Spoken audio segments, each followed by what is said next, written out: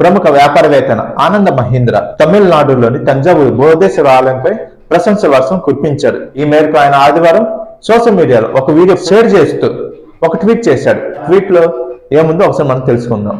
ఆలయాలను సందర్శించడం ఒక విలువైన వ్యసనమని ఆనంద్ మహీంద్ర తన పోస్ట్ లో పేర్కొన్నాడు. ఈ ఆలయాలు కేవలం ఆధ్యాత్మిక కేంద్రాలుగా గానే కాకుండా అద్భుతమైన ఇంజనీరింగ్ నైపుణ్యానికి ప్రతీక అని అభిప్రాయపడ్డాడు. ఆయన షేర్ చేసిన వీడియోలో సాయంత్రం వేళ విద్యుత్ దీపాల వెలుగులు ఆలయ గోపురం ప్రాంగణం అత్యంత శోభయమానంగా కనిపిస్తున్నాయి.